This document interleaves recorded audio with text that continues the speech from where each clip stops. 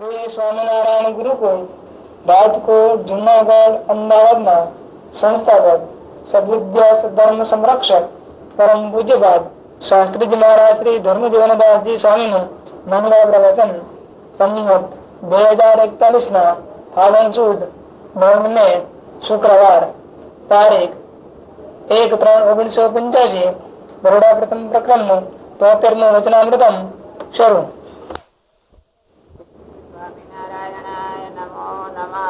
શ્રી હરિકૃષ્ણાય નમો નમઃ. શ્રી પૂર્ણ પુરુષોત્તમાય નમો નમઃ. સ્વામિનારાયણ હરે સ્વામિનારાયણ હરે.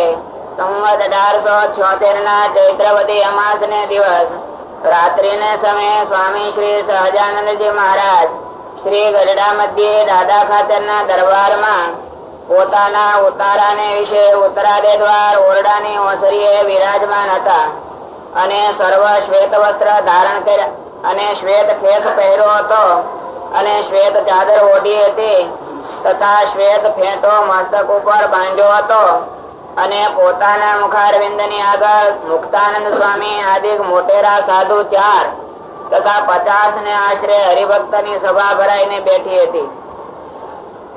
પછી ગોપાળાનંદ સ્વામીએ પ્રશ્ન પૂછ્યો, જે કામનું શું રૂપ છે? પછી શ્રીજી મહારાજ બોલ્યા છે, વીર્ય એ જ કામનું રૂપ છે.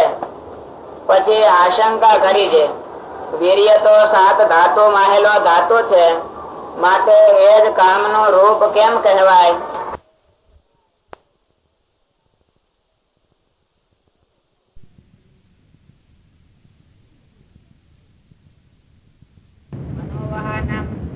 નાડીને વિશે મન રહ્યું છે. તે મનને વિશે જ્યારે સ્ત્રી સંબંધી સંકલ્પ થાય છે ત્યારે જેમ દહીં હોય તે રવાઈએ કરીને મથાય ત્યારે ઘી હોય તે સર્વ ઉપર તરી આવે છે, તેમ સ્ત્રી સંબંધી સંકલ્પે કરીને વીર્ય જે તે શરીરમાંથી મથાઈને મનોવહા નાડીને વિશે ભેળું થઈને શિશ્ન દ્વારે આવે છે. અને જેને વીર્ય શિશ્ન દ્વારે ન આવે તે ઉર્ધ્વ રહેતા પુરુષ કહેવાય અને તે નૈષ્ઠિક બ્રહ્મચારી કહેવાય. અને શ્રી કૃષ્ણ ભગવાને રાસ ક્રીડાને વિશે સ્ત્રીઓનો સંગ કરીને પણ વીર્યપાત થવા દીધો નહીં, તે માટે ઉર્ધ્વ રહેતા બ્રહ્મચારી કહેવાના. અને કામને જીતો, માટે વીર્ય તે જ કામનું રૂપ છે. જેણે વીર્યને જીતીને વશ રાખ્યું તેણે કામને જીતો. પછી વળી ગોપાળાનંદ સ્વામીએ પૂછ્યું છે, જ્યારે દેહને બાળી દે છે ત્યારે 7 ધાતુ દેહ ભેળા બળી જાય છે, માટે જો વીર્ય જ કામનું રૂપ હોય તો દેહ ભેળે વીર્યને બળવે કરીને કામ પણ બળી ગયો જોઈએ. ત્યારે એ જીવ બીજા દેહમાં જાય છે ત્યારે કામના કેમ ઉદય થાય છે? પછી શ્રીજી મહારાજ બોલ્યા છે, સૂક્ષ્મ દેહ ભેળું વીર્ય રહે છે. તે સૂક્ષ્મ દેહ ને યોગ્ય કરીને સ્થૂળ દેહ ઉદય થઈ આવે છે. જેમ ભૂત હોય તે સૂક્ષ્મ દેહ પ્રધાન હોય, પછી સૂક્ષ્મ દેહ માંથી સ્થૂળ દેહ ને ધરીને સ્ત્રીનો સંગ કરે છે અને તે સ્ત્રીને ભૂત થકી બાળક ઉત્પન્ન થાય છે, માટે સૂક્ષ્મ દેહ ભેળું જ વીર્ય રહે છે. પછી વળી ગોપાળાનંદ સ્વામીએ પૂછ્યું છે, શિવજી ઉર્ધ્વ રહેતા હતા પણ મોહિની રૂપને જોઈને વીર્યપાત થયો, તેમ જેના દેહમાં વીર્ય હોય અને તે જાગ્રતમાં અથવા સ્વપ્નમાં સ્ત્રીનો યોગ થાય ત્યારે વીર્યપાત થયા વિના રહે નહીં. માટે જ્યાં સુધી દેહમાં વીર્ય હોય ત્યાં સુધી નિષ્કામી કેમ કહેવાય? પછી શ્રીજી મહારાજ બોલ્યા છે, શિવજીને પણ એટલી યોગ કળામાં ખોટ કહેવાય છે. અને જેને જાગ્રત અથવા સ્વપ્ન ને યોગ્ય કરીને સ્ત્રીના સંકલ્પ થકી વીર્યપાત થાય તો તેને પાકો બ્રહ્મચારી કહેવાય નહીં. માટે આ સંસારમાં દ્રઢ બ્રહ્મચર્ય વાળા તો એક નરનારાયણ ઋષિ છે અને તે નરનારાયણ નો આપણે આશ્રય છે. તેના પ્રતાપ થકી ધીરે ધીરે એ નરનારાયણ નું ભજન કરીને આપણે પણ એ સરખા જ નિષ્કામી થઈશું. અને દેહમાં જે વીર્ય રહે છે તેને બાળી નાખવાને અર્થે યોગી કેટલાક પ્રકારનું જતન કરે છે. અને શ્રી કૃષ્ણ ભગવાને સ્ત્રીઓને સંગે રહીને નૈષ્ઠિક બ્રહ્મચર્ય રાખ્યું. તે એવું સામર્થ્ય તો ભગવાનમાં જ હોય, પણ બીજાથી એમ રહેવાય નહીં.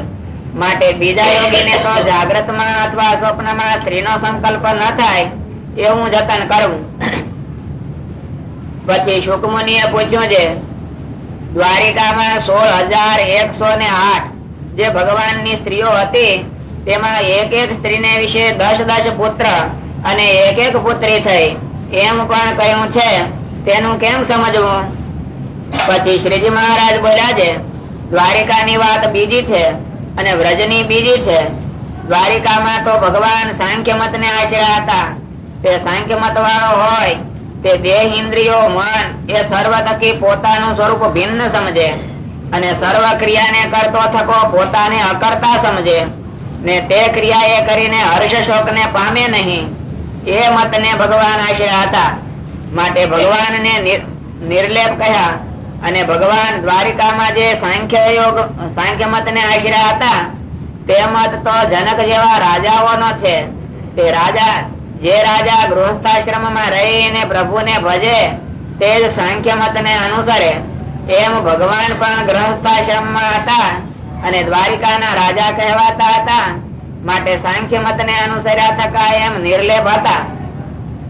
અને વૃંદાવન ને વિશે તો યોગ કળા ને આશરા હતા. તે સ્ત્રીઓનો સંગ કરીને પણ નૈષ્ઠિક બ્રહ્મચર્ય વ્રત રાખ્યું. એ ઠેકાણે તો પોતાને વિશે નરનારાયણ ઋષિ પણ દેખાડ્યું. તે શ્રીમદ ભાગવત માં કપિલ દેવે દેવહૂતિ પ્રત્યે કહ્યું છે જે સ્ત્રી રૂપ જે મારી માયા તેને જીતવાને અર્થે નરનારાયણ ઋષિ વિના બીજો કોઈ સમર્થ નથી. માટે શ્રી કૃષ્ણ ભગવાને સ્ત્રીઓને સંગે રહીને કામ જીત્યો. અને જયારે દુર્વાસા ઋષિ આવ્યા ત્યારે ભગવાને સર્વે ગોપીઓને અન્નના થાળ ભરાવીને મોકલવા માંડી. ત્યારે ગોપીઓ બોલી છે, અમે યમુનાજી કેમ ઉતરીશું? પછી શ્રી કૃષ્ણ ભગવાને કહ્યું છે, યમુનાજીને એમ કહેજો છે, જો શ્રી કૃષ્ણ સદા બાળ બ્રહ્મચારી હોય તો અમને માર્ગ દેજો. પછી ગોપીઓએ એમ કહ્યું છે, એમ કહ્યું ત્યારે યમુનાજીએ માર્ગ દીધો. પછી સર્વે ગોપીઓ ઋષિને જમાડીને બોલ્યો, જે અમારે આડા યમુનાજી છે તે અમે ઘેર કેમ કરીને જઈશું? પછી ઋષિએ કહ્યું છે, કેમ કરીને આવ્યા હતા? પછી ગોપીઓએ કહ્યું છે, અમે યમુનાજીને એમ કહ્યું છે, શ્રી કૃષ્ણ સદા બ્રહ્મચારી હોય તો માર્ગ દેજો. એટલે યમુનાજીએ માર્ગ દીધો, પણ હવે કેમ કરીને ઘેર જઈએ? પછી દુર્વાસા ઋષિ બોલ્યા છે, યમુનાજીને એમ કહેજો, જે દુર્વાસા ઋષિ સદા ઉપવાસી હોય તો માર્ગ દેજો. પછી ગોપીઓએ એમ કહ્યું ત્યારે યમુનાજીએ માર્ગ દીધો. ત્યારે ગોપીઓના મનને વિશે અતિ આશ્ચર્ય થયું. પણ ભગવાનનો તથા તે ઋષિનો જે મહિમા તેને ન જાણી શકતી હતી. અને ભગવાન તો નૈષ્ઠિક વ્રત રાખીને ગોપીઓને સંગે રહેમાં હતા, માટે બ્રહ્મચારી હતા. અને દુર્વાસા ઋષિ તો વિશ્વાત્મા જે શ્રી કૃષ્ણ ભગવાન તેને વિશે પોતાના આત્માને એક કરીને સર્વે ગોપીઓના થાળ જમી ગયા. માટે ઋષિ પણ ઉપવાસી જ હતા. અને અન્ન તો સર્વે ભગવાનને જમાડ્યું હતું. માટે એવા અતિ મોટા હોય તેની ક્રિયા કયામાં આવે નહીં. અને સાંખ્ય મત વાળાને ખોળીએ તો હજારો જડે, પણ યોગ કળા એ કરીને ઉર્ધ્વ રહેતા હોય એવા તો એક નરનારાયણ છે. અથવા જે નરનારાયણ ના અનન્ય ભક્ત હોય તે પણ તેના ભજન ને પ્રતાપે કરીને દ્રઢ બ્રહ્મચર્ય વાળા થાય છે, પણ બીજાથી થવાતું નથી. અને જેને ઇન્દ્રિય દ્વારે કરીને જાગ્રત અથવા સ્વપ્નમાં વીર્યનો પાઠ થાય છે તે બ્રહ્મચારી કહેવાય નહીં. અને જે સ્ત્રીનો અષ્ટ પ્રકારે ત્યાગ રાખે છે તે તો બ્રહ્મચર્ય ને માર્ગે ચાલ્યો છે. તે હવે નરનારાયણ ને પ્રતાપે કરીને ધીરે ધીરે દ્રઢ બ્રહ્મચારી થશે. અને જયારે અમે નાના હતા ત્યારે એમ સાંભળ્યું હતું જે વીર્ય તો પરસેવા દ્વારે કરીને પણ નીકળી જાય છે. પછી તે વીર્ય ને ઉર્ધ્વ રાખવાને સારું અમે 2 પ્રકારની જળબસ્તી શીખ્યા હતા અને કુંજર ક્રિયા શીખ્યા હતા. અને કામને જીત્યા સારું કેટલાક આસન શીખ્યા હતા. અને રાત્રિએ સુતા ત્યારે ગોળખ આસન કરીને સુતા, જેને કરીને સ્વપ્નમાં પણ વીર્યનો પાઠ થવા પામે નહીં. પછી તે કામ જીત્યાનું એવું સાધન કર્યું જે શરીરમાંથી પરસેવો જ નીકળે નહીં અને તાડ તડકો પણ લાગે નહીં. પછી અમે રામાનંદ સ્વામી પાસે આવ્યા ત્યારે સ્વામીએ પરસેવો વળ્યા સારું બધે શરીરે આવળના પાટા બંધાવ્યા હતા, તો પણ શરીરમાં પરસેવો આવ્યો નહીં. માટે કામ જીત્યાનું સાધન તો સૌથી ઘણું કઠણ છે. એ તો જેને ભગવાનના સ્વરૂપની ઉપાસનાનું દ્રઢ બળ હોય અને અતિશય પંચ વિષયમાંથી નિર્વાસનિક થયો હોય અને તે નિર્વાસનિકપણાની અતિશય ગાંઠ બંધાણી હોય તો તે પુરુષ ભગવાનને પ્રતાપે કરીને નિષ્કામી થાય છે. પછી નિત્યાનંદ સ્વામીએ પૂછ્યું, જે નિર્વાસનિક થયાનું કારણ તે આવી વાત સાંભળવી તે છે કે વૈરાગ્ય છે? પછી શ્રીજી મહારાજ બોલ્યા, છે વૈરાગ્ય તો એકલો ટકી શકે નહીં, અંતે જતો નાશ થઈ જાય છે. અને જયારે આત્મનિષ્ઠા હોય અને ભગવાનની મૂર્તિનું યથાર્થ જ્ઞાન હોય પછી એમ વિચારે છે, હું તો આત્મા છું, સચ્ચિદાનંદ રૂપ છું, અને પિંડ બ્રહ્માંડ તો માયિક છે ને નાશવંત છે. માટે હું ક્યાં અને એ પિંડ બ્રહ્માંડ ક્યાં? અને મારા ઈષ્ટદેવ જે પુરુષોત્તમ ભગવાન તે તો અનંત કોટી બ્રહ્માંડ ના આધાર જે અક્ષર તે થકી પણ પર છે. તે ભગવાનનો મારે દ્રઢ આશરો થયો છે. એવા વિચારમાંથી જે વૈરાગ્ય ઉદય થાય તે વૈરાગ્ય જ્ઞાને યુક્ત કહેવાય. અને એ વૈરાગ્યનો કોઈ કાળે નાશ થાય નહીં. જેમ અગ્નિ બળતો હોય તેને માથે જળ પડે તો ઓલાઈ જાય, અને વડવાના અગ્નિ સમુદ્રને વિશે છે અને જળ નો ઓલાયો ઓલાતો નથી. તેમ જે જ્ઞાને યુક્ત વૈરાગ્ય છે તે વડવાનળ અગ્નિ તથા વીજળીનો અગ્નિ તેવો છે, તે કોઈ કાળે ઓલાય નહીં. અને તે વિના બીજા વૈરાગ્યનો શો વિશ્વાસ આવે? અને અમારો જે વૈરાગ્ય તે તો જેવો વીજળીનો અગ્નિ તથા વડવાનળ અગ્નિ તે સરખો છે. તે અમારા સ્વભાવને તો અતિશય અમારે ભેળા રહ્યા છે તે જાણે છે. અને જે છેટે રહે છે તેને અમારો સ્વભાવ જાણ્યામાં આવતો નથી. અને આ મુકુંદ બ્રહ્મચારી છે તે ભોળા જેવા જણાય છે, તો પણ અમારા સ્વભાવને યથાર્થ જાણે છે. જે મહારાજ તો આકાશ જેવા નિર્લેપ છે, અને એમને કોઈ પોતાનું પણ નથી ને પારખું પણ નથી. અને એવી રીતે જો અમારા સ્વભાવને જાણે છે તો જેવા ઈશ્વરમાં ગુણ હોય તેવા ગુણ બ્રહ્મચારીમાં વર્તે છે. અને અંતર્યામી સૌમાં રહ્યા છે તે ભાઈ ભાઈ ને મનમાં એમ સમજાવે છે જે બ્રહ્મચારીમાં કોઈ વાતની ખોજ નથી.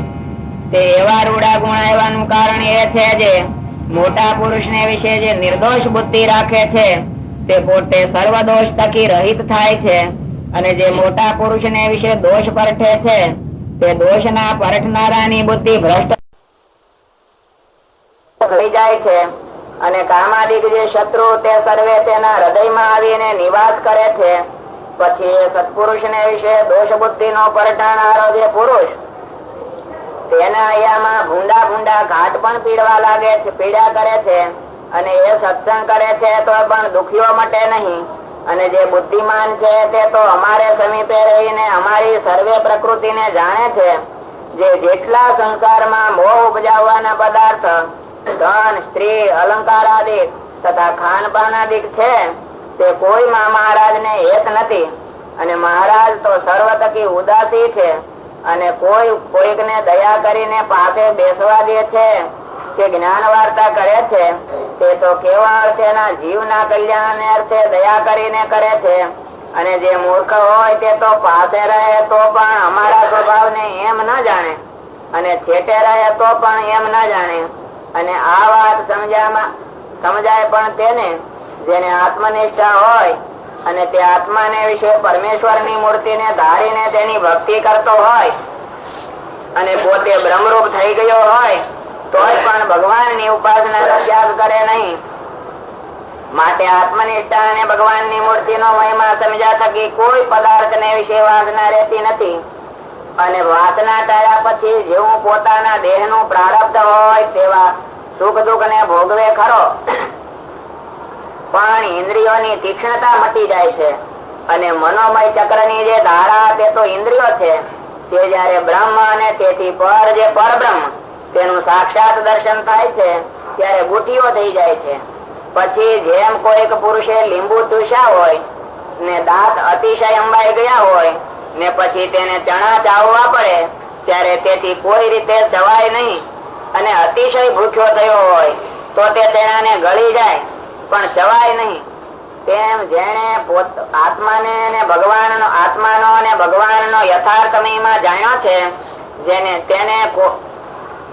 તેને કોઈ લોકના વિષય સુખને વિશે આનંદ થાય નહીં અને દેહનું પ્રારબ્ધ હોય ત્યાં સુધી ખાનપાન આદિક સર્વે ભોગ ભોગવે ખરો, પણ જેમ દાંત અંબાઈ ગયા હોય ને તેને આખા ગળી જાય એમ ભોગવે. અને વાસના ટળવી એ પણ કામ અતિશય ભારે છે. વાસના તો સમાધિનિષ્ઠ થાય તો પણ રહી જાય છે, અને સમાધિ થયા કેળે તો બ્રહ્મના સ્વરૂપમાંથી દેહમાં કોઈ રીતે અવાતું નથી. અને જો અવાય છે તો તેના 3 હેતુ છે.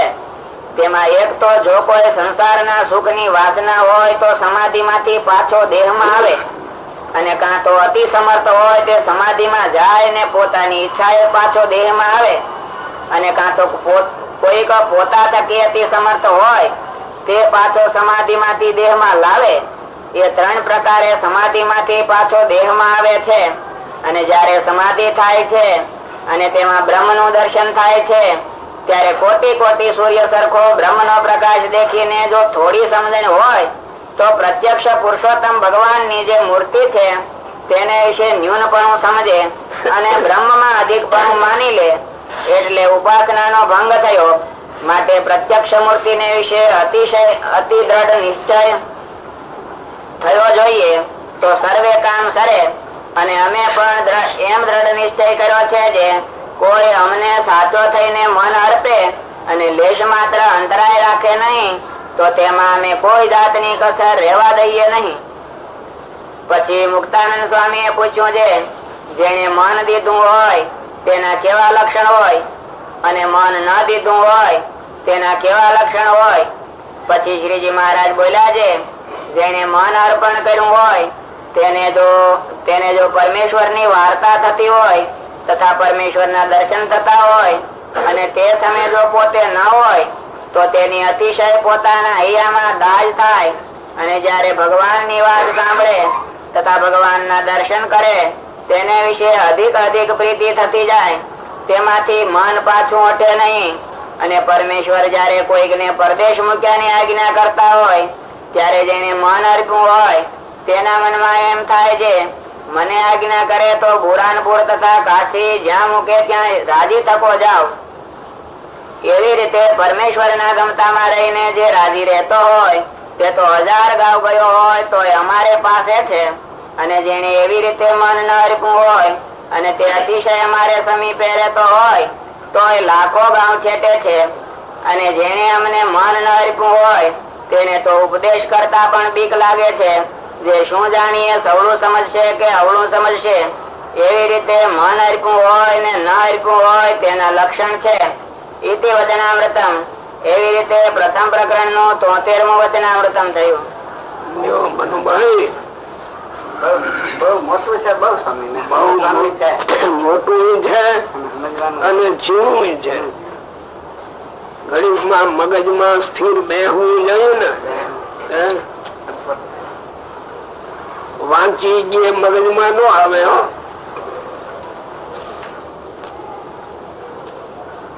જીવામાં જીવું છે.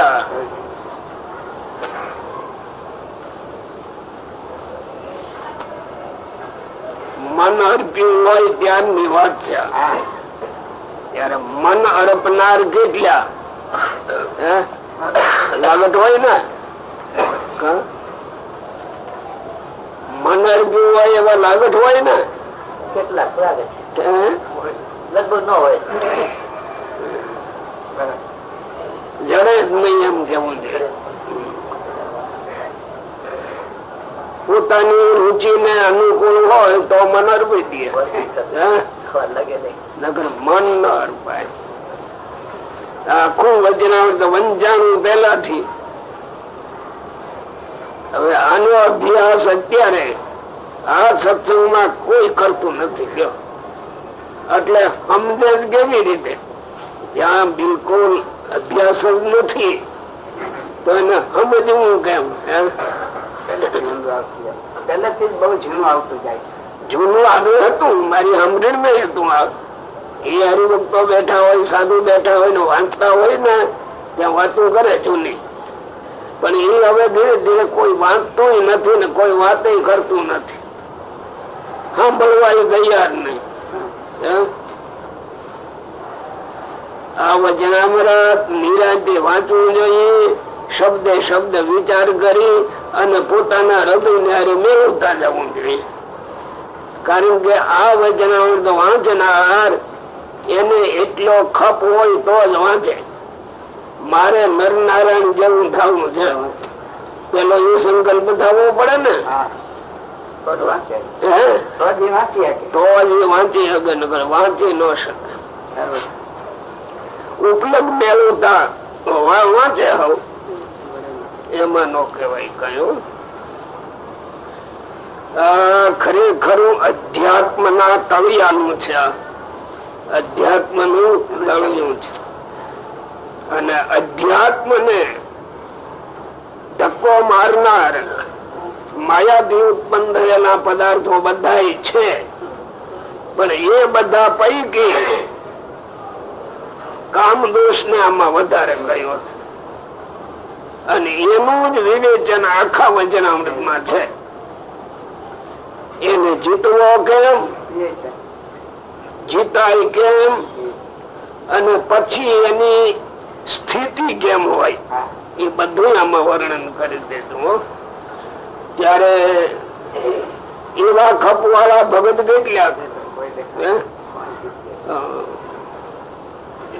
સંસાર જોતો જ નથી એવા ખપવાળા કેટલા, જડે નહીં. કોક ખપવાળો હોય છે પણ એને અનુકૂળતા નથી. ચારે બાજુથી સરખા શબ્દો મળે અને પોતાનું હૃદય કેળવે એ અત્યારનો સમય નથી.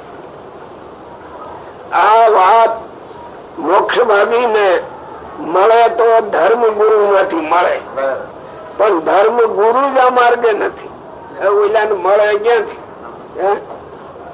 અને આપણે તો સત્સંગ માટે વાઈ ગયા લુગડું એટલે ધર્મ ગુરુ, પછી તો બીજું ઓળખાયું નહીં. હવે એને આ વાત ક્યાંથી બંધે? બરાબર ને? વચન તમે તો આખું વાંચી આપણે બધા વિચાર કરતા હશું ને, બધા મેળવાનો કરવી જોઈએ.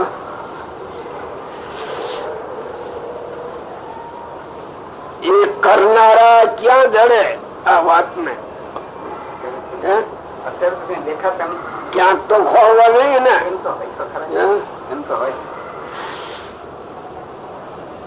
બહુ વિચાર કરો ને. જો હમણાં આપણે લાગત આવે વચનામૃતો, એમાં આ વચનામૃત બધા કરતા અઘરું છે, સમજવું અઘરું છે, એ રસ્તે ચાલવું અઘરું છે. ચાલે એને કેમ રેવાય એ બધું સમજવું અઘરામાં અઘરું છે.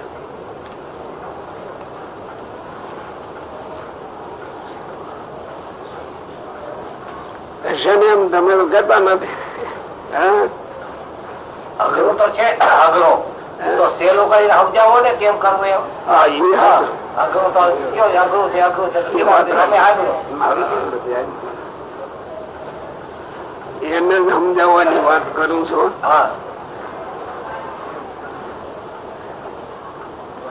કાળા પાણાની પૃથ્વી હોય આખી. શું? કાળા પાણા, કાળો પણ ધૂળ નહીં. હવે એમાં દંતાલ લઈને તમે વાવવા જવું જોઈએ. એવું થઈ ગયું બધું. હવે તમે વિચાર કરો ને, કારણ તમે ખેડૂત રહ્યા એટલે મારે દ્રષ્ટાંત તો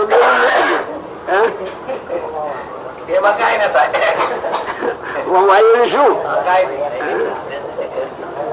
આજે જીવ પ્રાણી માત્ર આજે જે જીવે છે ને એ લગભગ કાળું પાણા જેવા થઈ ગયા છે. હવે એમાં આ પાછું વાવ બહુ ઊંડા ઉતરો ને કાળમુંડ પાણા સિવાય ન મળે. એને માન્યું હોય કે હું બરાબર છું, પણ બરાબર નો તો કઈ પાસ દેખાવો જોઈએ ને.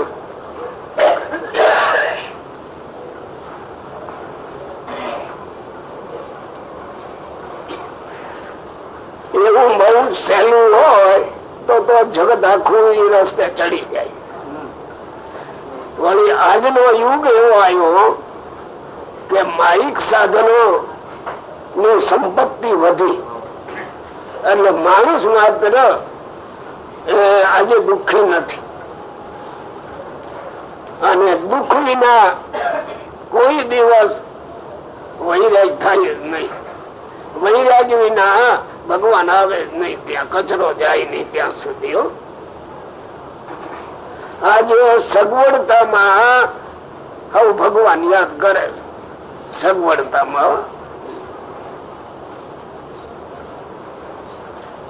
અગવડતા બેઠીને ભગવાન ને યાદ કરે એવો આજનો સમય નથી. પેલા તો જો આપણે આ સાધુ છીએ ને એને બહુ વિચાર કરવો પડે કે આપણે જેને ભગવાન માનીએ છીએ, જેની પાસેથી કલ્યાણ જોઈએ છીએ, એમણે આપણા માટે આ કેટલી દયા કરીને કઈક જે તે બતાવ્યું છે એવું ઈંડાણમાં આપણને જાગવું જોઈએ ને બોલું કે બધા જાગેલું જ છે. એ જો જાગે તો એવડો એ નરમ થાય. પણ કોઈને નથી એમ કે ઈશ્વરે આપણી ઉપર કેટલી દયા કરી છે ત્યારે આ લાભ આપણને મળ્યો. હવે એની જે આ વાતું છે નિશ્ચય મારા કલ્યાણ માટે જ છે એમ જાણીને આ માર્ગે અભ્યાસ કરનારા કેટલા, આ એમ જાણીને બાકી તો આપડે બેસી ગયા છે ને બરાબર જ છે.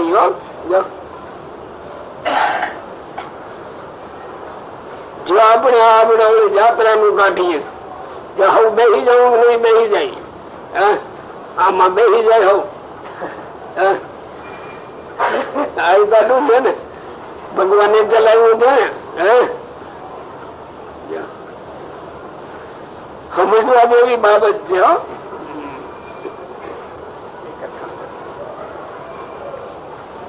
મનુષ્ય દેહ મળ્યા પછી ભગવાને જે અનુકૂળતા આપી હોય એ અનુકૂળતા નો સવળો ઉપયોગ કરનારા કેટલા? અનુકૂળતા નો ઉપયોગ દેહ ભાવમાં કરીએ છીએ, આત્મભાવ તરીકે નથી એને કરતા. કેમ ચંદુભાઈ સાચું છે ખોટું? એમ જ છે. દેહ ભાવમાં ઉપયોગ કરે છે એ તરત ભગવાન ની પુષ્કળ અમારી ઉપર દયા છે એટલે શું કે આ બધું અમને અનુકૂળ આવી ગયું બસ થઈ. આ તો તમને બધાને નો હજી ખબર પડે. પેલા ખૂબ વાંચ્યું હોય ને ઉત્તર મીમાંસા, પૂર્વ મીમાંસા, બીજા શાસ્ત્રો ક્યાંય આ વાત ન જડે. આવી ચોખ્ખી ક્યાંય નિર્ણય વાળી હોય જ નહીં. પણ એનો મહિમા આપણને ન મળે પાછું. બોલીએ એટલું જો હોય તો એને ઉદાસ રહેવો જોઈએ, એના ગોઠે નહીં બધું. પણ આ તો ગમે છે આપણને બધું. ગમે છે કે નહીં? બરાબર ગમી જાય છો.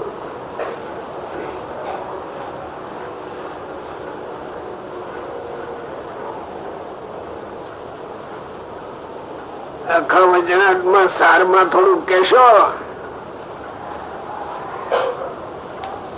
ભગવાને મારે ગોપાલ પ્રશ્ન પૂછ્યો કે કામના નો શું રૂપ છે? આપડે કથા રીતે થઈ ગઈ વાત.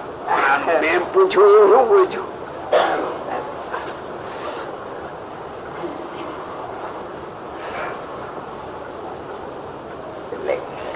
વીર્ય કામ નો રૂપ છે.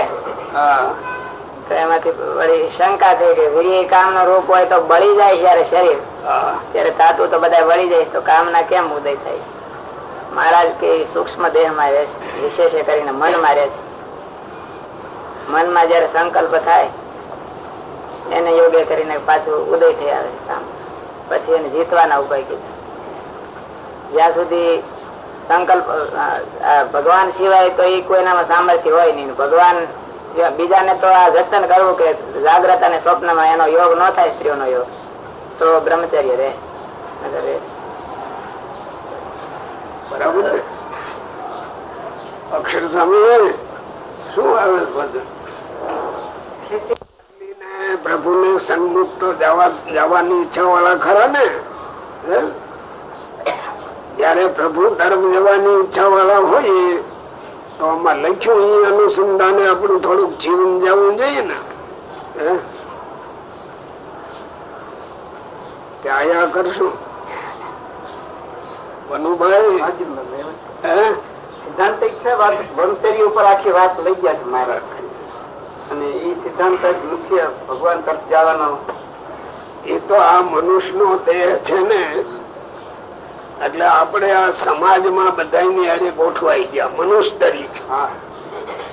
પણ પછી આ માર્ગે જયારે ચાલવું હોય ત્યારે આની સાથે ગોઠવાઈ ગયા એ ન ચાલે. પછી બીજા ભાગનું ગોઠવાતા શીખવું જોઈએ. અને ઈ જો ન ગોઠવાના તો ઓલું ન મળે. પછી તો આઈ જાય ને વચમાં રહી જાય.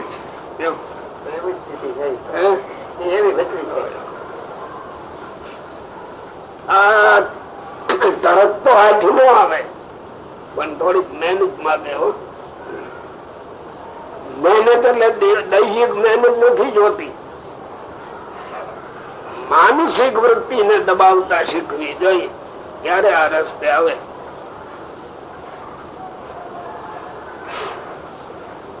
બોલો શું કેવું?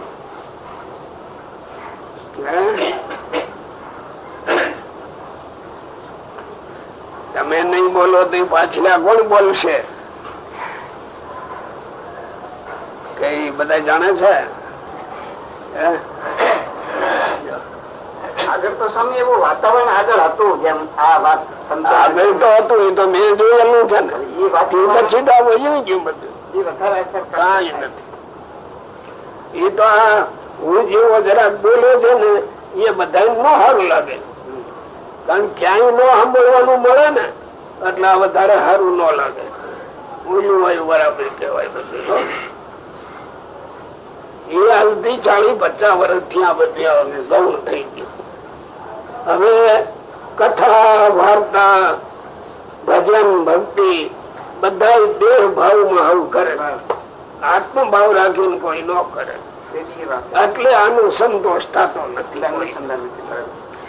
શાસ્ત્રો તો તરત આત્મભાવ લાવવાનું કે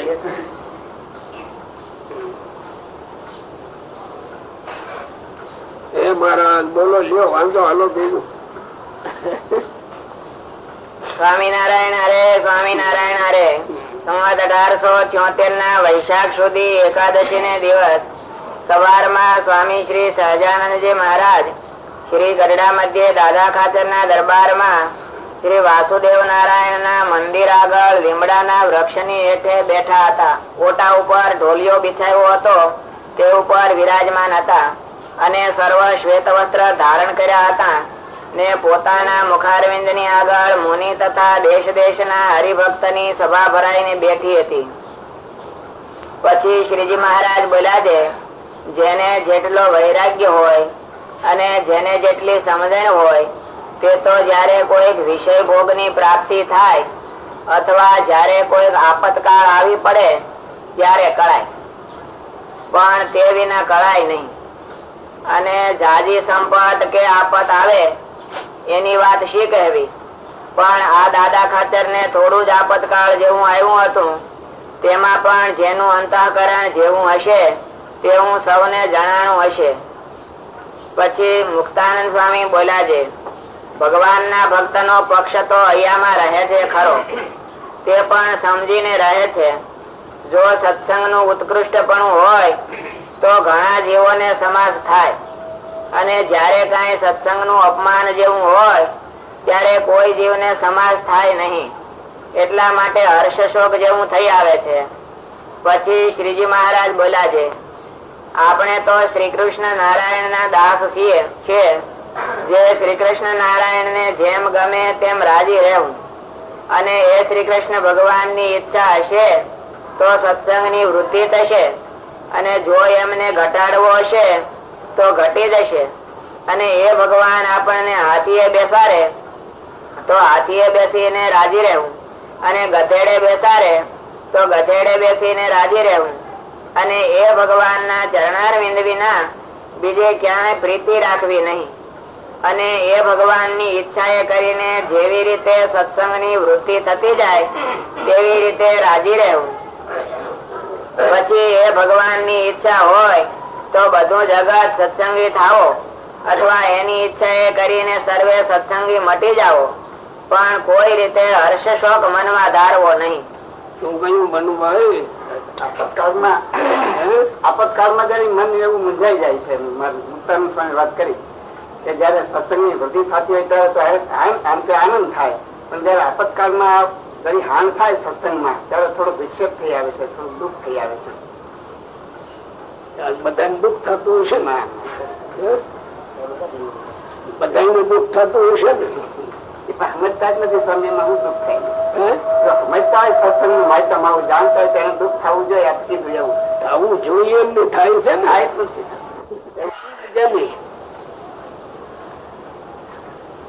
દ્રષ્ટિ એ તરફ જાતી જ નથી. દ્રષ્ટિ દેહ ભાવ માં બેઠી. આપણે આનંદ માં કેટલા થઈ જઈએ. ઓલી તરફ કોઈ જોવા બેઠો નથી. પોતા પોતું છે. તમે હવારમાં નાઈ ધોઈને પરવાજા ઘેરે હાલો મંદિરે જઈ આવી, એ દ્રષ્ટિ ખરી પણ એ જવાની પછી ઉપર ચડવાની પાંચ માળા ફેરવી લીધી. મંદિરે શા માટે જઈએ છીએ? બધાની બરાબર દ્રષ્ટિ છે ને? અમુક હોય તો ક્યાં વાત એવી નથી કોઈ. એ ઊંડા ઉતરો ને તો એ દેખાય, નકર ના દેખાય. આ તો એક ટેવ પડી ગઈ લટાર મારવાની. અહીં જઈ જવું, અહીં જઈ એમ જવું, એમ મંદિર ગોઠવાઈ ગયું. અને એવો મહિમા નથી દેખાતો. ઊંડા ઉતરો તો મહિમાથી કોઈ જતો જ ના, મતલબ તો પેટમાં કઈક બળે કે આ બધું આવું. હા ઠીક છે. દેખીએ અને ત્યાં બધી પ્રવૃત્તિ છોડીને આમ ભગવાન ને ધારીને હામો બેઠો રહે એવા કેટલા.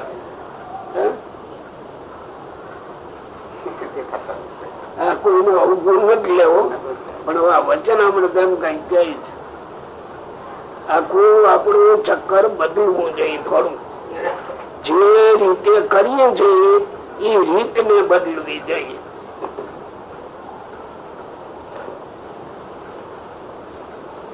કોઈ કેવું તો છે નઈ, કોઈ બદલાવ એવું છે નઈ. કઈ આ યુગમાં મળે એમ નથી. કોઈ કહે એમ મળે એમ. આપણે સાધુ સમજીએ છીએ અખંડ ભગવાન માં વૃત્તિ રાખીએ છીએ ને. બીજી ક્યારે ભાઈ તો અહીં બેઠા છે ને કે બહાર તો જતા નથી.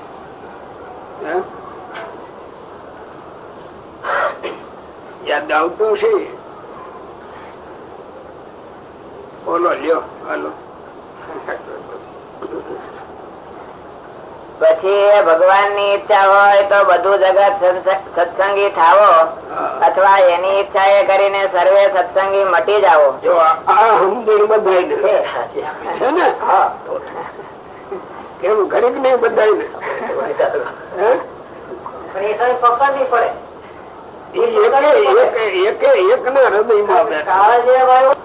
પણ કોઈ રીતે હર્ષશોક મનમાં ધારવો નહીં. એ ભગવાન નું કર્યું સર્વે થાય છે. જો એમાં હવ સુરવીર છે, જરાય કોઈ આંકડા ન થાય. જે થતું હોય થવા જ દો. ભગવાન ની ઈચ્છા હોય એમ થાય ને. જો એમાં એક સમજણ છે ને બધા એક જ.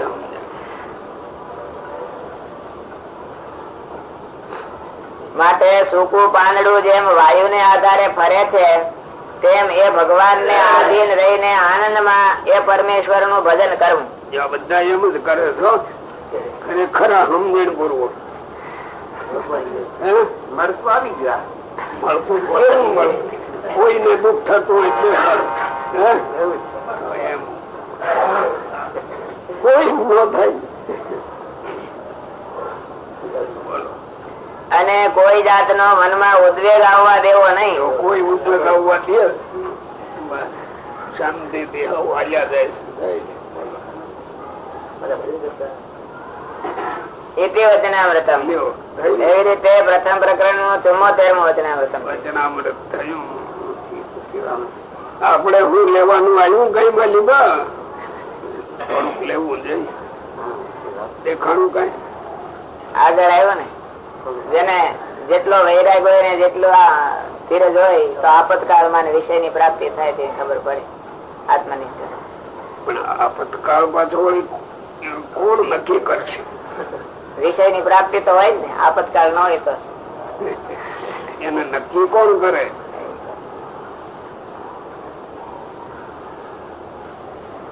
સારું છે લ્યો. મુખ તો હવે થોડું થોડું જાગતું રહેવું જોઈએ. શું કહ્યું? જાગૃત ભાવ જોઈએ થોડો. આ તો ન કરવું આપડે તો ઊંઘમાં જાય નું જાય. આપતકાળ જેવું ન હોય તો આપતકાળ જેવું ન હોય તો કેવી રીતે જાગવું? એટલે આપતકાળ જ દેખાતો. હા એ વાત દેખાતો દેખાતો.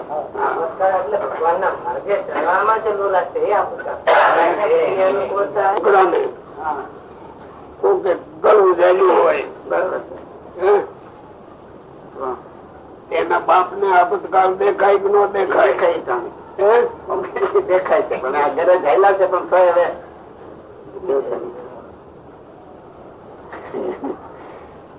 ત્યાં ભગવાન નું કાર્ય છે. ભગવાને રચીને આપણને આપ્યું હાંચવજો.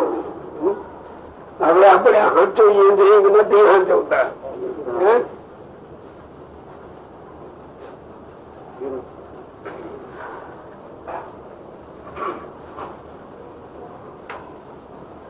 જોશીભાઈ આ જો બધી આપતકાળ ની વાત કરે છે ને. બોલો બોલો લ્યો. સ્વામિનારાયણ હરે સ્વામિનારાયણ હરે. સંવત 1874 ના વૈશાખ વધી એકાદશી ને દિવસ સ્વામી શ્રી સહજાનંદજી મહારાજ શ્રી ગઢડા મધ્ય દાદા ખાચર ના દરબારમાં શ્રી વાસુદેવ નારાયણ ના મંદિર આગળ લીમડાના વૃક્ષ હેઠે ઢોલિયા ઉપર વિરાજમાન હતા અને પીળા પુષ્પના હાર કંઠને વિશે વિરાજમાન હતા અને સર્વ શ્વેત વસ્ત્ર ધારણ કર્યા હતા ને પોતાના મુખારવિંદ ની આગળ મુનિ તથા દેશ દેશના હરિભક્ત ની સભા ભરાઈને બેઠી હતી. પછી સુરા ખાચરે પ્રશ્ન પૂછ્યો, જેના કુળમાં ભગવાન નો એક ભક્ત થાય તો તેના 71 ફરિયા ઉતરે છે એમ કહ્યું છે અને તેના ગોત્રમાં કેટલાક તો સંતના અને ભગવાનના દ્વેષી પણ હોય ત્યારે તેનો કેવી રીતે ઉદ્ધાર છે? પછી શ્રીજી મહારાજ બોલ્યા છે, જેમ કરદમ ઋષિ નો દેવહૂતિએ પતિ બુદ્ધિ કરીને પ્રસંગ કર્યો તો પણ કરદમ ઋષિ ને વિશે સ્નેહ હતો તો એનો ઉદ્ધાર થયો અને માંધાતા રાજાની દીકરીઓ 50 તે સૌભરી ઋષિ નું રૂપ જોઈને વર્યો.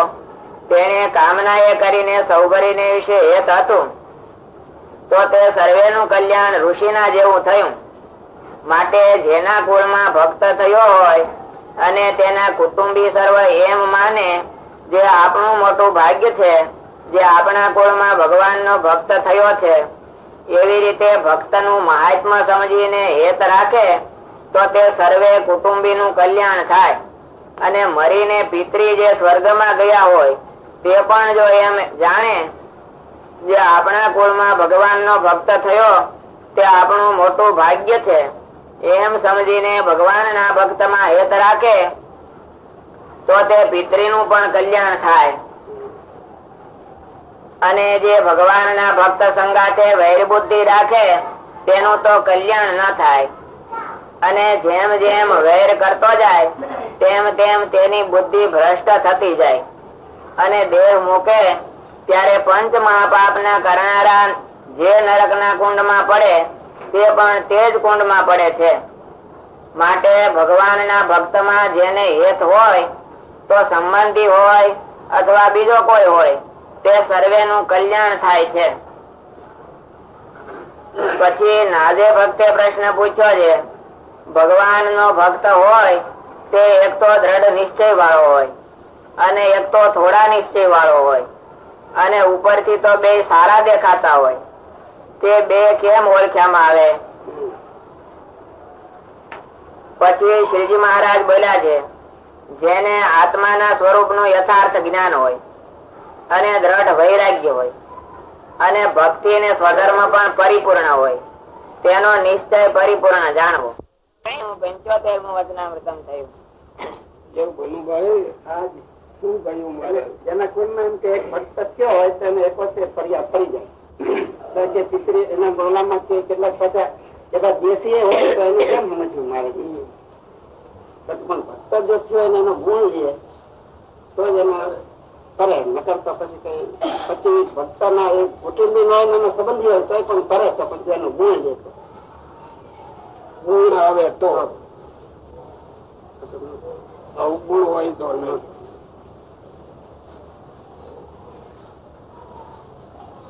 આ જગત માં ગુણ આવતો હોય કે અવગુણ આવતો હોય છે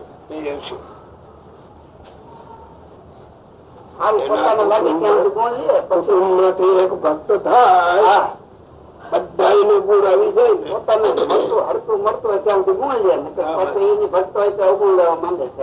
એટલે પિતરી ને ખબર પડતી હશે એને અમારા કોળમાં જન્મ કોઈ ભક્ત ભગવાન એને જ્ઞાન પ્રભુ આપ્યું છે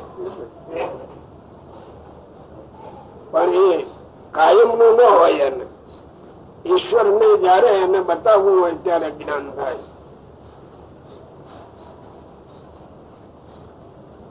આ કોઈ ઉપાયે કોઈ જીવને ભગવાન નો સંબંધ જોડાય તો એ લાભદાયી પોતાને તો છે જ, પણ આ બધા પાછો લાભદાયી છે. જોડાવું જોઈએ. જો તમારે આ જગતમાં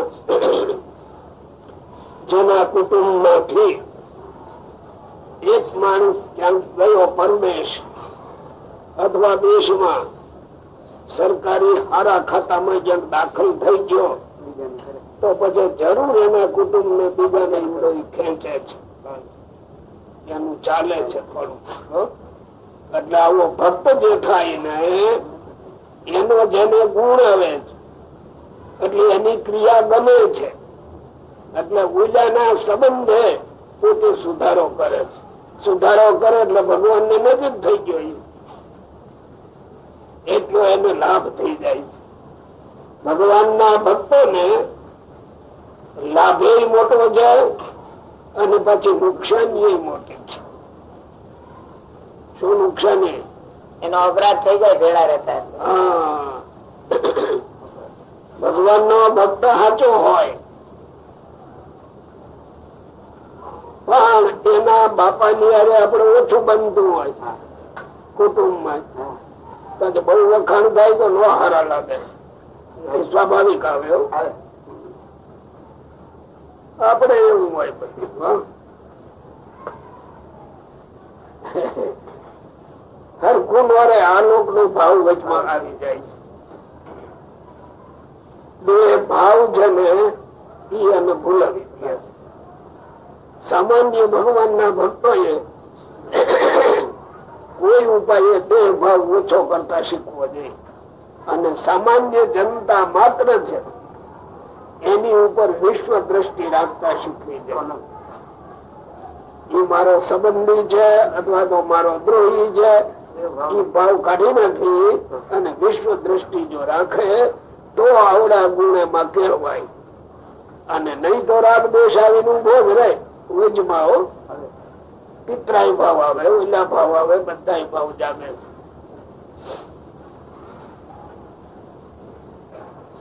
પિતરાય ભાવ ને બોલાવવો ન પડે, એનું મેળે આવે, એની મેળે આવે. આ કથા થતી હોય આથી જાજુ માણસ બેઠું હોય એટલે બધા સમજી જાય ને માટે ખાપુ વાળો કોક જ આને સમજે, નકર સમજતો. આપણે કોક થતા શીખવું એટલે ખપવાળા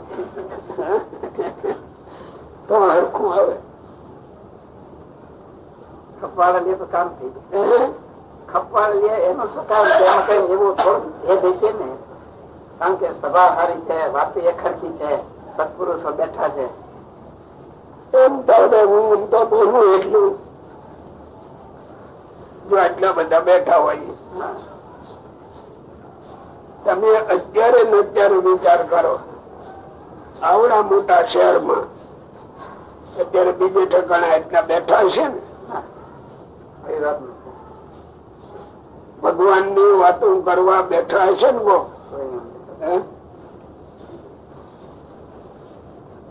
અને કેદી કોક દી કોક ક્યાંક બેસે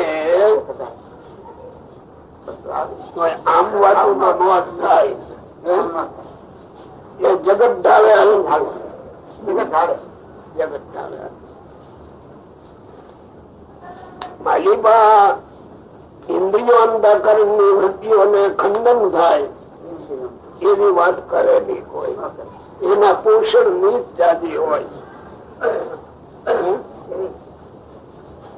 એટલે આમ સમજવા જો બેસો ને તો દેખાય આટલો આ જોગ એ જગત માનવા મળે એટલે છે અદભુત. હવે આમાં ટેકીની વૃત્તિ રાખીને થોડું થોડું પકડવા શીખે ને તો ધીરે ધીરે તૈયાર થઈ જાય. ટેકીની વૃત્તિ, આજ આટલું કર્યું, કાલે આટલું, કાલે આટલું, એમ તો આગળ જવાય. બોલો. સ્વામિનારાયણ હરે, સ્વામિનારાયણ હરે. જરાક બોલ. સ્વામિનારાયણ હરે, સ્વામિનારાયણ હરે. સંવત 1874 ના પ્રથમ જ્યેષ્ઠ સુધી એકાદશી ને દિવસ શ્રી ગઢડા મધ્યે દાદા ખાચર ના દરબારમાં સ્વામી શ્રી સહજાનંદજી મહારાજ પોતાના ઉતારાને વિશે વિરાજમાન હતા અને સર્વ શ્વેત વસ્ત્ર ધારણ કર્યા હતા ને પોતાના મુખારવિંદ ની આગળ મોટા મોટા સાધુ કેટલાક બેઠા હતા. તેમની આગળ શ્રીજી મહારાજે વાર્તા કરી છે. ક્રોધી, ઈર્ષાવાળો, કપટી અને માની એ 4 પ્રકારના જે મનુષ્ય તે જો હરિભક્ત હોય તો પણ તે સાથે અમારે બને નહીં. ક્રોધી, ઈર્ષાવાળો, કપટી અને માની. તમને જાણે ક્રોધ આવે નહીં એટલે સારું છે. હોય તો માલમાં પડવાય ને, ટાઈમે નીકળે. બાદ તો ન આવે. ઈર્ષા વાળા એ જરાક ઓછું, કપટી, માની, શું ગયું બધે પડ્યું તો છે. એવું પ્રાણી માત્ર માં પડ્યું છે. એક એને ઓળખે છે, એક એને ઓળખતો. આટલો જ ફરક છે. જેનામાં પડ્યા છે ને એમાં કેટલાક એવા હોય કે ઓળખતા જ હોય. આ મને ક્રોધ આવ્યો, ઈર્ષા આવે, કપટ મેં કર્યું, એ બધું દેખાતું. યાદવી નથી એમ પાછું માનતો હોય. આને તણાઈ જવાય. યાદવી નથી એમ જાણતા છતાં એમાં તણાઈ જવાય છે. પછી એ ભગવાનની પ્રાર્થના કરે ધીરે ધીરે અને પાછું આ જરા અલગ થવામાં મહેનત કરે તો એ થઈ જાય ખરો. જાણવે તો ધીરે ધીરે થાય છે. બાકી તો જીવ પ્રાણી માત્ર માં પડ્યા જ છે.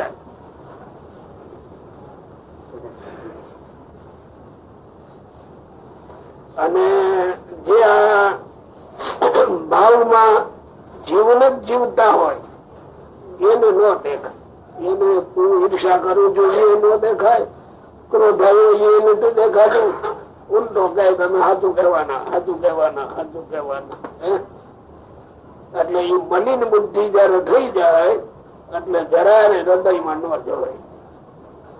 ક્રોધી, ઈર્ષા વાળો, ઓછા વધતા હોય પણ એને પોતે પોતાનો ગુરુ થઈને ઓળખવા શીખે અને પછી મૂકવા શીખે તો એ જાય. પણ લગભગ જીવની એવી દશા હોય કે ઈ દોષ પોતામાં હોય ને એને તો ગુણ માન્યો હોય અને એમાં બુદ્ધિમાન માની હોય એને એટલે ઈ દોષ એનામાંથી જાય નહીં. પછી ઊંડાણમાં દેખો તો ખબર પડે. આપણામાં જ છે ઈ જયારે મલિપા આવે છે ત્યારે દેખાતું હોય કે છે દોષરૂપ, પણ મારું મને ગુણ મનાઈશ એમ બે બાજુ દેખાતું હોય અને તો જોયું કેવાય. શું ક્રોધ કરે, ક્રોધ આવ્યો ખરો પણ પાછો જાણી જાય કે ક્રોધ વધારે થઈ ગયો સર, પાછો વળમાં માગે, વળાય નહીં તો ક્રોધ કરે.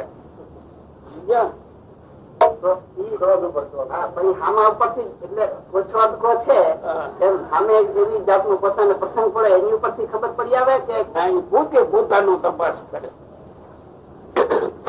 એ ક્રોધ જ ના હોય એની સ્થિતિ કેવી હોય એ પોતાએ માપી લેવી જોઈએ. તો પોતે પોતાનો ગુરુ સિવાય તો ખબર કેમ પડે? ક્રોધ ન હોય તો આવી સ્થિતિ આવી, ક્રોધ આવે એટલે આ સ્થિતિ થાય. હવે એ આવ્યો એ મારે માટે દોષરૂપ, તો હવે એને મારે ત્યાંથી હટાવવો જોરદાર હોય તો થોડીક વાર લાગે, પણ 1, 2, 3, 4, 5 ફેરે મહેનત કરી એટલે જરૂર એક દિવસ એનો ઓછો થાય ક્રોધ. ઈર્ષા એવી વસ્તુ રેવાય નહીં, જીવન બજા કરતો. કપટ એવું મનુભાઈ ને જણાવવા નથી દેવું. આ પેલું તો એ નક્કી કર્યું એ જ એને ખબર નથી. કપટ કોઈ બી છાનું રહેતું છે. બે વધારે દેખાય માન ને ક્રોધ. એને માની લીધું ને સમજાયું ખરું. કૂતરાની પૂંછડી હોય આમ ખરું ને, પણ એને પીક લાગે એટલે એથી પડી જાય છે. એથી પડી જાય બીક માં પડી જાય એની ખબર ન હોય. મારા અંગને હું ઠાકું છું, વિચાર કરજો.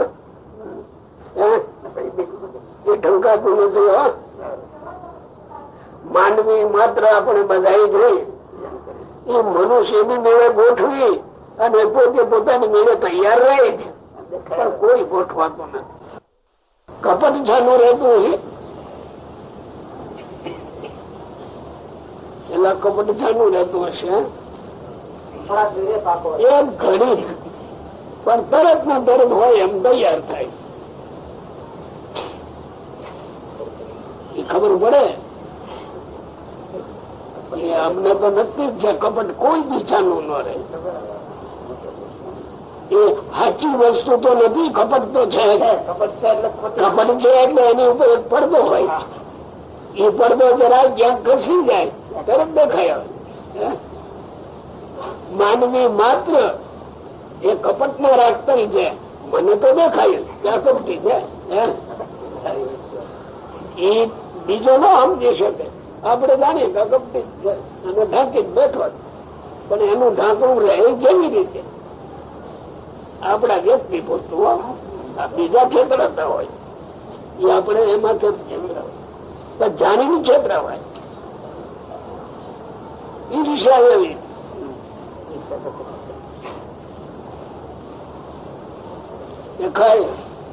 અમને તો એટલો બધા અનુભવ ના હોય ને. એટલે અનુભવ કેવી હોય એ ન બોલીએ. સાધુ થઈને એમ કે અમને અનુભવ નહીં તો એ બરાબર નથી. થોડી ઘણી સૂક્ષ્મમાં તો પડી જ એમ તો પડી જ છે. દરેક માં પડી હોય. દરેક કોઈનો જ્ઞાની છે એ સમજે છે એટલી કે મારી આ ભૂલ કેવી, પછી એને મેળવાનો પ્રયત્ન કરતો હોય તો એ થોડું રહી જાય.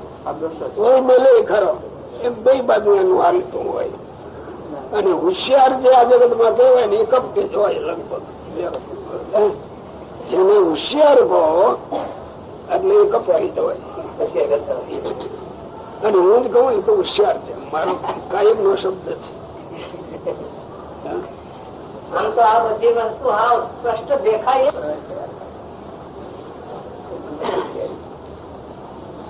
અને એ 4 પ્રકારના જે મનુષ્ય તે જો હરિભક્ત હોય તો તે સાથે અમારે બને નહીં.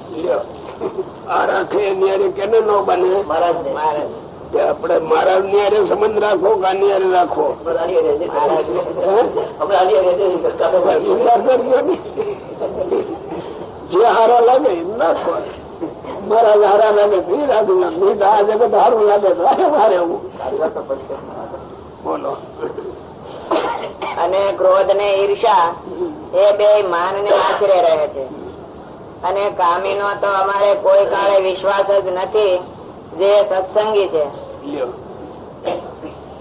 અને કામી તો સત્સંગમાં હોય તો એ વિમુખ જેવો છે. અને જેને પંચ વર્તમાનમાં કોઈ વાતે ખોટ ના હોય અને ગમે તેવા વચનના ભીડામાં લઈએ અને એનું ગમતું મુકાવીને અમારા ગમતામાં રાખીએ તોય પણ કોઈ રીતે દેહ પર્યંત મૂંઝાય નહીં એવો હોય તે પાકો સત્સંગી છે. અને એવા ભારી ભક્ત ઉપર અમારે વગર કર્યું સહેજે જ હેત થાય છે. તમારે ભગવાન નું તમારી ઉપર હેત રાખવું છે કે નથી રાખવું? રાખવું તો છે. તો ઊંધાવવું પડે કે નહીં? અને અમારા વગર કર્યું સહેજે હેત થાય છે. અને એવા ગુણ ન હોય તો હેત કરવા જઈએ તો પણ હેત થાય નહીં કે નહીં મહારાજ. અને આપણે અંદર અંદર ભગવાન ને ન. અને અમારી તો એ જ પ્રકૃતિ છે જે જેના હૃદયમાં ભગવાન ની એવી પરિપૂર્ણ ભક્તિ હોય તે ઉપર જ હેત થાય છે. ઇતિ વચનામૃતમ. એવી રીતે પ્રથમ પ્રકરણ નું 76મું વચનામૃતમ થયું.